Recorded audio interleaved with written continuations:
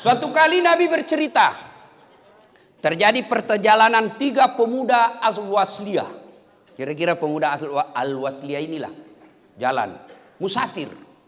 Karena tiba waktu malam, mereka mencari tempat untuk istirahat. Karena waktu itu tidak ada hotel, maka mereka mencari lubang-lubang gunung yang disebut goa. Tidurlah mereka bertiga. Ternyata saat mereka bertidur, tanpa mereka sadari terjadi gempa. Dan gempa tersebut menutupi mulut gua. Pada saat 3 pemuda ini bangun, mereka baru sadar, wah, ternyata mulut gua tertutup batu. Berkatalah yang paling senior, ayo dorong, kira-kira Pak Ketua. Dorong ayo. Bismillahirrahmanirrahim. 1, 2, 3, dorong. Nggak goyang. Ulang lagi. Ada dalam cerita, nggak ada. Nah, ini gaya dasarnya. Dorong lagi. Nggak goyang. Akhirnya yang paling senior berkata, tidak ada pilihan lain kecuali kita meminta pertolongan kepada Sang Yang Maha Kuat, Allah Subhanahu wa Ta'ala. Bagaimana caranya ketua? Ya berdoalah. Baik, kalau begitu silahkan Pak Ketua dulu. Berdoalah yang paling senior. Ya Allah, dengar doanya ini. Saya pernah mengurusi ibu saya. Saya seorang pedagang di pasar. Tiap hari saya tinggalkan daganganku. Jalan kaki berkilo-kilometer. Tempat rumah saya. Dari pasar ke rumah saya. Jalan kaki.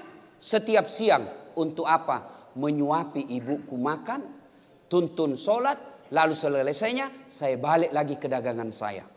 Tiap hari kulakukan itu untuk memuliakan ibu saya. Ya Allah, apabila kebaikan ini mengurus ibuku adalah kebaikan di sisimu dan engkau pantas membalas kebaikanku itu, maka saya memohon kepadamu ya Allah, balaslah kebaikanku itu dengan mengabulkan doaku. Bukalah pintu gua ini. Dia dorong Pak. Bismillahirrahmanirrahim. Dia dorong. Alhamdulillah gerak. Gerak batu. Tapi sayang, hanya sedikit saja gerak. Belum bisa dilewati. Belum cukup. Belum cukup. Kau lagi. Maju orang kedua. Berdoa. Ya Allah. Saya pernah mencintai seorang gadis. Aku sangat suka sama dia. Saya juga begitu Bu. Sering sekali suka sama perempuan. Suka sekali. Saya mau sama dia.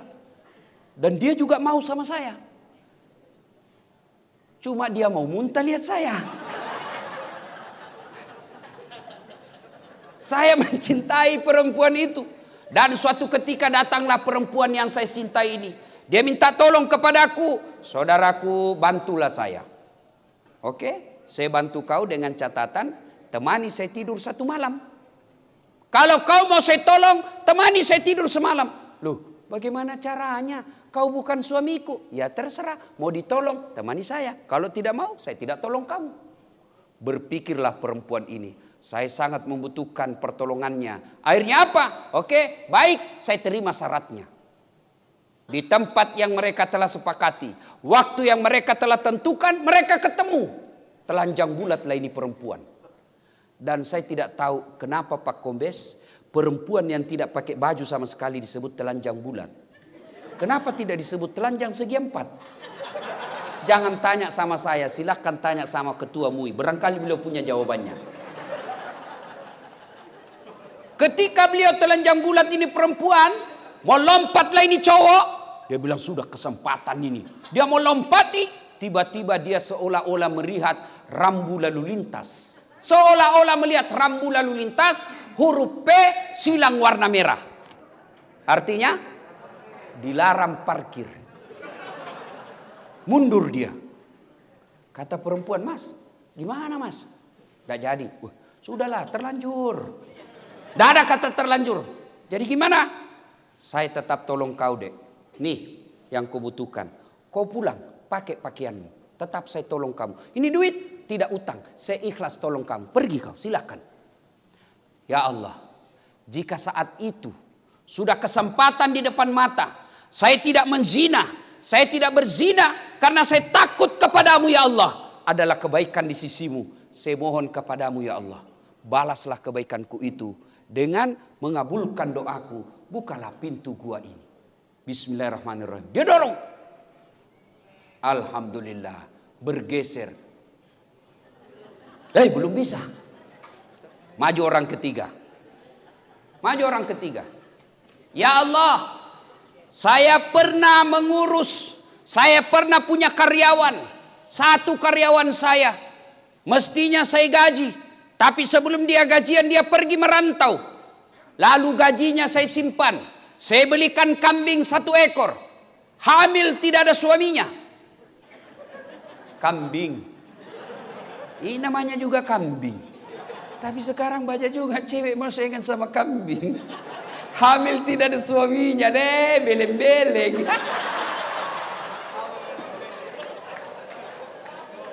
Ini kambing hamil tidak ada suaminya. Ya wajar, namanya binatang. Masa ada binatang akad nikah? Makanya cewek, ada cewek sini? Ada? Sudah beberapa bulan kau dipacarin tidak nikah-nikah, berhenti. Kau cowok, ayo cowok sini, berhenti kau merokok. Tabung itu pembeli rokokmu, lamar cewekmu. Jangan ketawa, saya serius. Cewek juga beleng-beleng, dipacari 4 tahun tidak dilamar-lamar. Dengar ini, motor aja 1 tahun dicicil lunas. Kamu 4 tahun tidak dilamar-lamar.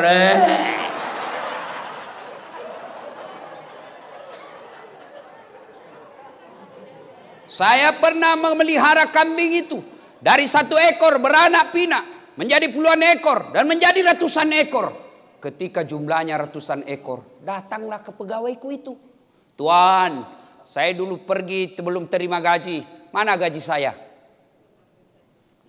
Kata tuan ini itu, gajimu. Maksudnya apa? Itu kambing yang ratusan ekor kau punya itu. Maksudnya apa? Ya uangmu itu saya belikan kambing dan beranak pinak. Semua kau punya itu. Silakan kau ambil. Alhamdulillah, merdeka. Diambil semua itu kambing, tak seekor pun dia sisa. Semua diambil. Ini juga kurang ajar. Sisa kayak biaya peternakan. Dia ambil semua. Lalu dia berdoa mengenang kebaikannya. Ya Allah, jika memelihara amanah adalah kebaikan di sisimu, dan kau balas, engkau pantas membalas kebaikanku itu, saya mohon kepadamu ya Allah, balaslah kebaikanku itu dengan memelihara amanah itu, dengan mengabulkan doaku. Tolong kau buka pintu ini. Bismillahirrahmanirrahim. Wih, lolos. Keluar semua bertiga, lalu mereka sujud syukur, mereka melanjutkan perjalanannya. Ini kisah diceritakan oleh Nabi. Nah, apa hikmahnya dan apa hubungannya tema acara kita? Doa untuk bangsa. 1. Ini 3 pemuda dalam gua. Ada masalahnya. 3 orang dalam gua punya masalah. Apalagi kita negara Republik Indonesia. Dari Sabang sampai Merauke. Bahasanya saja ribuan. Pulaunya saja ribuan, lautnya saja luas, sukunya, bangsanya banyak, pasti banyak masalah.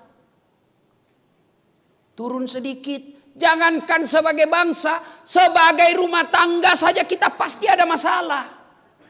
Tidak ada manusia di dunia ini yang tidak ada masalahnya. Jangankan sampean semua, jangankan bapak-bapak ibu semua, Nabi saja ada masalahnya. Jangan pikir ini ustadz tidak ada masalah. Banyak masalah Pak. Selalu digoda janda-janda. Awal-awal curhat, ustadz saya penuh masalah ustadz. Apa maksudnya Bu? Iyalah ustadz, karena kami perlu pendamping pret. Masya Allah. Jangankan ustadz, nih ketua majelis ulama, bapak pikir tidak ada masalah? mau kembali hitam rambut. Coba. Mana ada tidak ada masalahnya. Bapak polisi. Banyak masalahnya. Lain yang berbuat, beliau yang dimusuhi. Coba itu polisi. Lain yang nakal di jalan, semua polisi kau musuhi. Kan namanya tidak adil. Mana ada manusia tidak ada masalahnya. Nih. Wah, muka-muka penuh masalah. Ayo, demi Allah, tidak ada satupun manusia di dunia ini tidak ada masalah. Manusia paling mulia namanya Nabi dan Rasul. Apa Nabi dan Rasul tidak ada masalahnya? Nabi Adam saja baru diciptakan sebagai manusia punya masalah. Makan buah khuldi gara-gara godaan istrinya. Apa? Ayo. Nabi Ibrahim ada masalahnya ketemu Raja Namrud. Dibakar dalam api yang sangat panas. Coba. Semua orang punya masalah, Pak. Berarti masalah kita bukan masalah itu. Masalah kita adalah bagaimana cara mengatasi masalah. Ini yang jadi masalah. Mengatasi masalah tanpa masalah. Ibu Waslia tahu juga Pegadaian. Wah. Muka-muka penuh Pegadaian. Ayo, mana ada tidak ada masalah. Itu sebagai pribadi, sebagai bangsa. Pilpres masalah. Selesai pilpres masalah lagi. Coba, cebong kampret belum rujuk. Padahal Prabowo Jokowi sudah satu paket. Apalagi kamu dongo.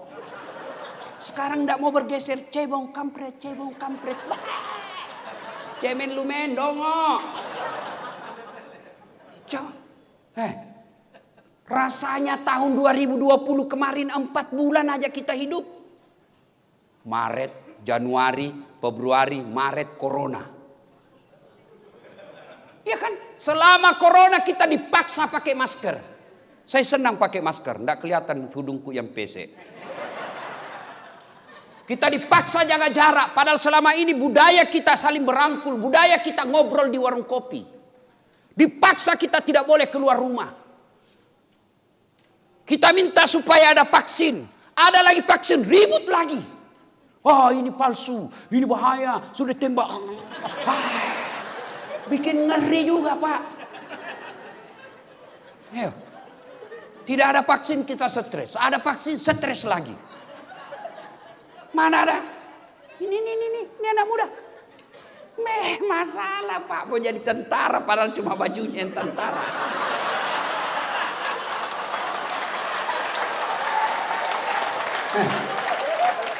Tidak ada orang tidak ada masalahnya. Pak polisi. Siapa paling tinggi polisi sekarang di Indonesia? Siapa namanya? Idam Aziz. Kapolri bintang 4. Apa tidak ada masalahnya? Masalah sudah dekat. Apa? Pensiun. Apa? Pensiun. Sudah pensiun. Mau pakai lagi tongkat. Dia bilang lagi kau orang gila. Siapa gubernur sekarang? Di sini. Apa tidak ada masalahnya? Masalah besar Pak. Melaksanakan janji-janji. Supaya 2 periode. Ayo. Sudah 2 periode selesai masalahnya? Tidak Pak. Barangkali punya cita-cita lagi. Jadi wali kota. Sudah terpilih 2 periode. 1 periode. Mau 2 periode. Sudah 2 periode selesai masalahnya. Mau jadi gubernur. Sudah gubernur. Ditangkap KPK. Tidak ada orang tidak ada masalah. Semua kita punya masalah. Ini Ustadz yang pakai apa namanya? Serban. Apa tidak ada masalahnya? Saya tidak tahu Pak. Tidak ya saya sama Ustadz. Masalah Pak. Semua orang punya masalah. Nah sekarang Ayo, belajar dari kisah tadi. Ayo saudara-saudaraku, ada masalah, yuk belajar dari tadi. Apa pertama? Doa. Bahkan Nabi jelaskan, doa bagi umat Islam adalah senjata. Nah, ini jadi tidak usah sebagai bangsa deh. Saya seandainya presiden, seandainya pangkat saya Presiden Jokowi. Begitu ada wabah, maka yang pertama saya umumkan, saudara-saudara sekalian, terutama kalian umat Islam, agama kita mengajarkan, ada dosa, ada wabah, ada masalah, tobat nasional. Mereka yang nakal-nakal, koruptor, penjara, makin banyak korupsinya, potong tangannya. Ya. Cek. Semprot dulu.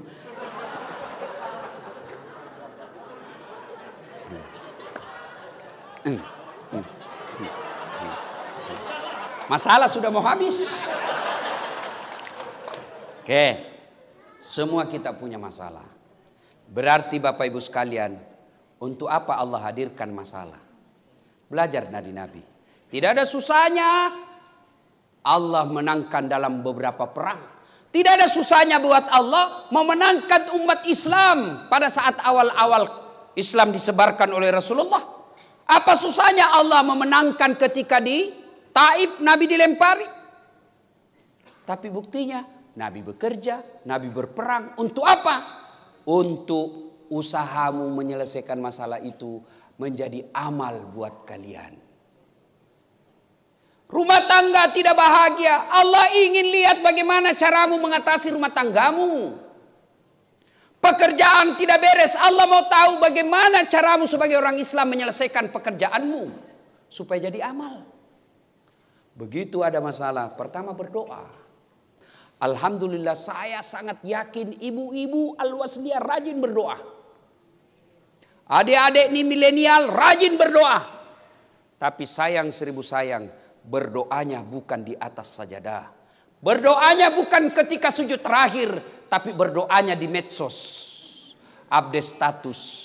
Ya Allah, mudahkan segala urusanku. Update status lagi. Ya Allah, bahagiakan rumah tanggaku. Sibuknya itu Tuhan mau baca statusmu.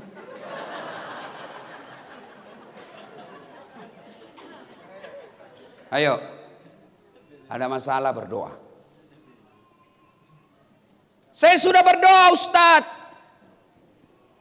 Kenapa Allah tidak selesaikan masalah saya? Berarti Allah ingin Bapak semakin lama berdoa. Karena kalau Bapak berdoa hari ini langsung dikasih, berhentilah Bapak berdoa. Tapi karena ditunda, akhirnya 1 bulan Bapak berdoa. Bukankah 1 bulan berdoa itu pahala dan kemuliaannya tinggi? Maka Bapak Ibu sekalian, ada masalah dalam hidup ini, doa. Dan hebatnya Allah janji, ud'uni astajib lakum. Berdoa kau kepadaku, pasti saya kabulkan. Itu janji Allah, bukan janji caleg.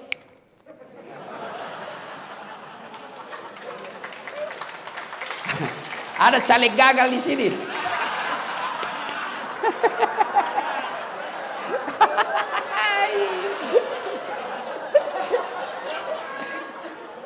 Lihat, Bu, coba lihat kalau mau caleg tuh, bagi-bagi kartu nama itu, pilih saya, sama-sama kita Al-Wasliyah. Pilih saya. Ada masalahmu, kau telepon saya 24 jam, kartu nama. Begitu terpilih diganti nomor HP-nya. Pret. Ayo. Allah janji, kalau Allah janji, Allah pasti kasih. Berdoa kau kepadaku, pasti saya kabulkan. Kok saya berdoa Ustadz, saya doa tidak dikabulkan. Selain Allah masih rindu dengan doa-doa kita. Yang kedua, karena etika dan tata cara kita berdoa keliru. Fa isa sa'laka ibadi anni fa inni qarib ujibu da'wata da'i isa da'an.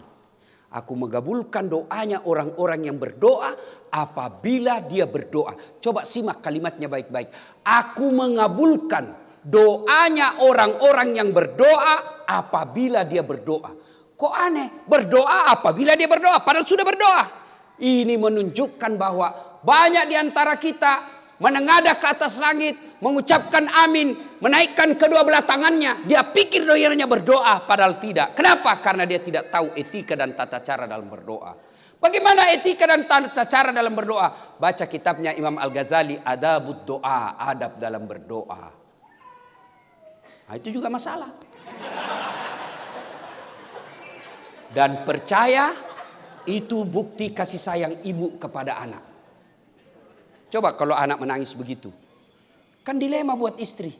Wah, mau dengar ceramah, anak nangis. Mengganggu orang.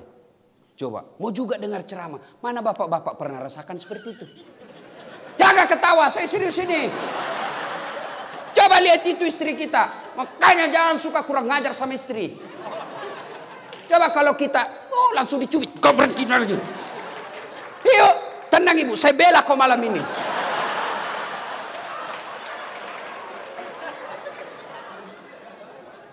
Ya. Nah, saudara-saudara sekalian, berdoa salah satu sebab kita gagal dalam berdoa karena kita tidak tahu apa yang kita minta. Ibu-ibu, mau saya ajarkan doa supaya anaknya bisa lebih hebat dari Ustadz Abdul Somad atau Adi Hidayat. Bisa? Mau? Mau? Ayo ikut, ini doanya, gampang sekali. Ayo ikut doanya Bu. Bismillahirrahmanirrahim. Allahumma barik lana. Belem-belem. Apa kamu barik lana? Memangnya mau makan. Ayo. Ini menunjukkan bahwa ibu asal doa, tidak tahu apa yang ibu baca. Doa tidak harus pakai bahasa Arab. Tidak ada kewajiban berdoa pakai bahasa Arab. Doa itu curhat, silakan sampaikan keluhan hatimu kepada Allah. Daripada ibu bahasa Arab bingung malaikat. Apa maksudnya ini ibu? Lain di bibir, lain di hati. Ternyata doa yang dia baca, doa minta hujan.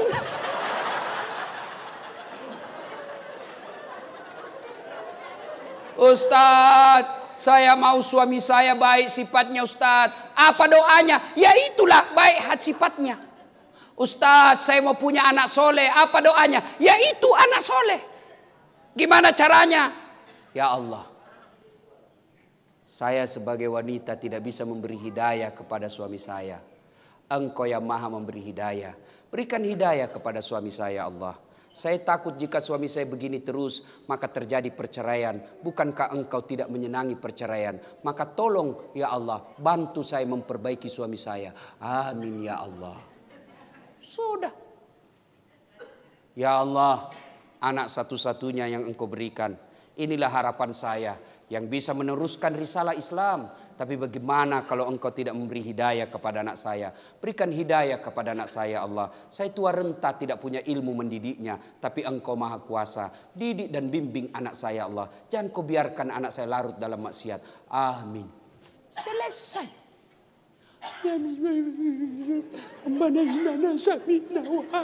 Padahal dia minta supaya sembuh perutnya. Tidak nyambung. Oi. Hai.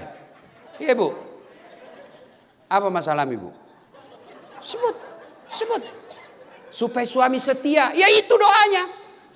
Ya Allah, palingkan hati suami saya. Pelihara hatinya ya Allah. Jangan kau palingkan kepada wanita lain. Buat hatinya terpesona seumur hidup kepada aku ya Allah. Buat dia pusing kalau dia tidak lihat saya dalam 2 jam. Dikabulkan. Oh dia balas suaminya, ya Allah saya sudah capek lihat istri saya.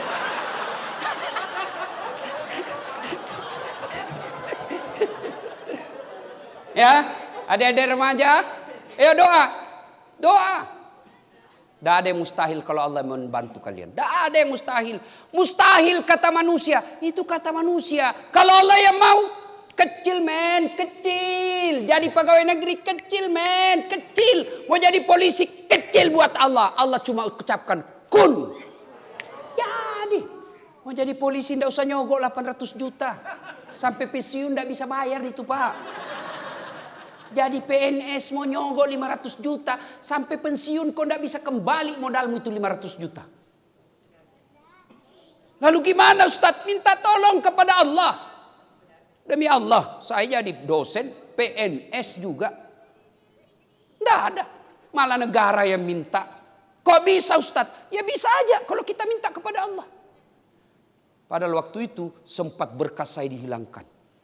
Tapi kalau Allah yang tolong, kecil jadi PNS. Ada di sini belum dapat jodoh? Ada? Ada janda yang mau dapat jodoh lagi? Coba daftar. Saya atur sama ini bapak-bapak. Sini. Ayo. Ada yang sembuh, ada yang sakit tidak sembuh-sembuh. Minta kepada Allah. Kecil buat Allah sembuhkan penyakit bapak. Cuma yang jadi masalah, kita lebih senang datang sama manusia daripada datang kepada Allah. Mau jadi pegawai, datang kepada tim sukses. Datang kepada kepala dinas. Meskipun kita sepupu, dia makan kita itu pak. Saya ini memang kita sepupu dek. Tapi kan ada bos saya. Bosnya lagi tuh dia jual. Padahal dia yang makan sepupunya. Maka lebih baik minta kepada Allah. Sudah minta kepada Allah, tidak dikabulkan Ustadz. Berarti yang ketiga. Tadi kan satu, caranya berdoa dia tidak tahu. Dua, Allah ingin lama-lama berdoa. Yang ketiga, Allah tahu apa yang kita minta tidak baik. Saya punya pengalaman Pak Kombes. Ya, tamat SMA saya daftar kabri. Mau jadi kabri penerbang. Enggak lulus. Kenapa? Ceper. Enggak cukup tinggiku. Saya protes kepada Allah. Ya Allah, kenapa kau tidak kasih lulus saya?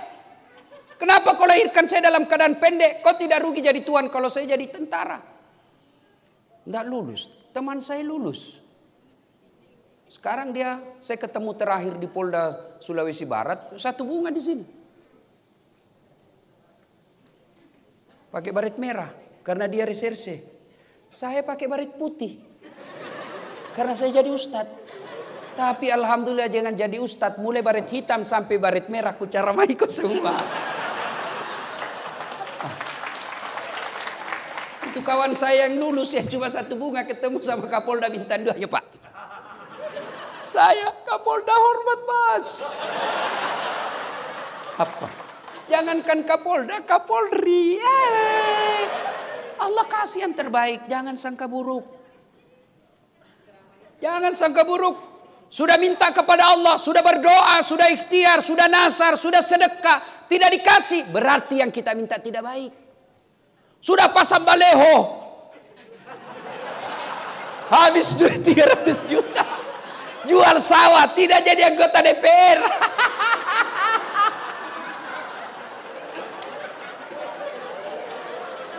Berarti bukan anggota DPR yang paling baik. Yang paling baik kau tetap di Al-Wasliyah.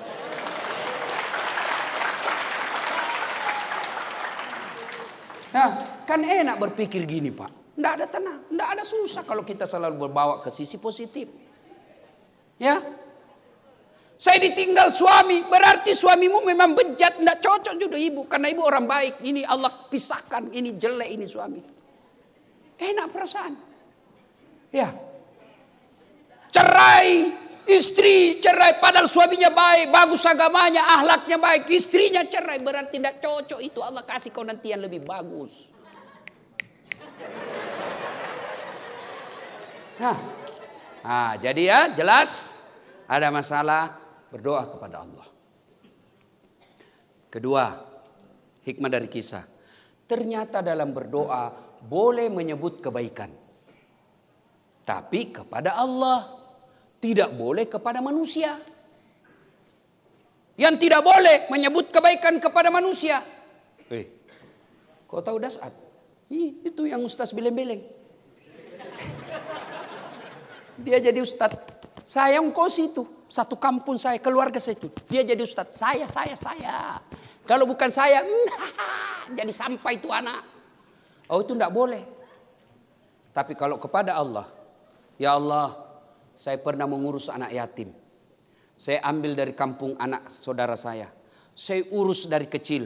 Saya sekolahkan, saya kuliahkan, saya carikan kerja. Sekarang sudah mapan ya Allah. apabila mengurus anak yatim adalah kebaikan di sisimu dan engkau pantas membalasnya, balaslah kebaikanku itu, sembuhkan penyakit asam urat yang kuderita. Boleh. Ya Allah, saya pernah mengurus anak yatim dari kecil sampai dia bekerja. Apabila mengurus anak yatim adalah kebaikan di sisimu dan engkau pantas membalasnya, ya Allah, balaslah kebaikanku itu, buat istriku ikhlas saya kawin lagi. Ini pasti dia catat semua ini. Silakan doa. Berdoa boleh menyebut kebaikan. Sampai jam berapa ini, Pak? Hah? Sampai berapa? Sampai, Ibu bisa sampai 12? Serius? Betul? Saya yang tidak mampu. Yang ketiga, hikmah dari kisah ini. Ternyata ibu bapak saudara-saudara sekalian, ada 3 hal yang membuat doa cepat terkabul. Apa itu? 1, birrul walidain. Berbuat baiklah kepada kedua orang tua. Saya Das Atlatif banyak sekali pengalaman religius saya yang berkaitan dengan berbuat baik kepada orang tua. Sampai sekarang ibu saya sekolah tidak ada, bahasa Indonesia tidak lancar. Tapi begitu ada sesuatu yang saya mau ambil, saya tanya kepada ibu saya. Padahal saya doktor. Tingkat pendidikan paling tinggi itu doktor. Tidak ada lagi di atasnya.